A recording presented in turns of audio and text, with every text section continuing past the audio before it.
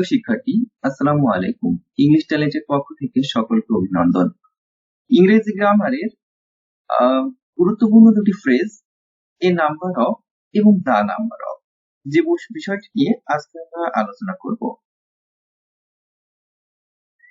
A number of যদি কখনো কোনো সেন্টেন্সের প্রথমে ব্যবহার করা হয় তাহলে এরপর নাউনটি প্লুরাল হয় এবং ভার্বটিও প্লুরাল করেই লিখতে হয়।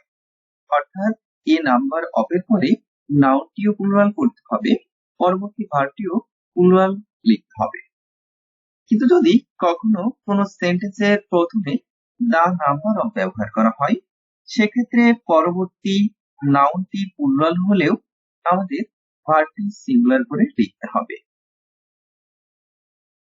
যেমন আমরা যদি দুটি উদাহরণ দিই, দ্য নাম্বার অফ স্টুডেন্ট, এখানে সেন্টেন্সের প্রথমে দা নাম্বার অফ ব্যবহার করা আছে, পরবর্তী স্টুডেন্টস যেটিও একটি প্লুরাল, কিন্তু দা নাম্বার অফ থাকার কারণে এখানে পরবর্তী ভার্বটি সিঙ্গুলার হয়েছে ইজ।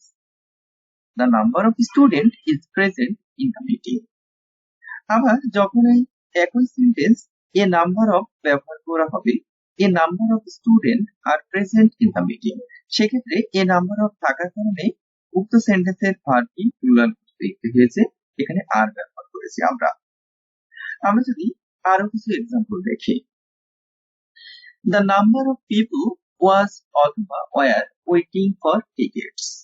আমাদের এখানে সেন্টেন্সের প্রথমে দা নাম্বার অফ থাকার কারণে আমাদের ভার্বটি ওয়ার না হয়ে ওয়াজ করতে হবে, অর্থাৎ আনসারটি ওয়াজ হবে। এখানে আমাদের আনসারটি ওয়াজ করতে হবে।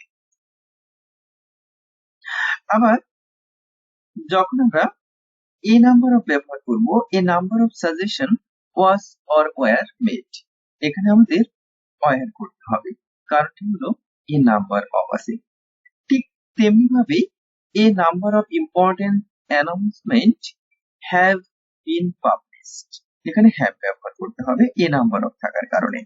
এবং the number of patients is or are died, এখানে আমাদের ইজ ভার্ব ব্যবহার করতে হবে, কারণ এখানে দ্য নাম্বার অফ আছে, যার পরে নাউনটি প্লুরাল হলেও ভার্বটি সিঙ্গুলার হবে। ধন্যবাদ সকলকে।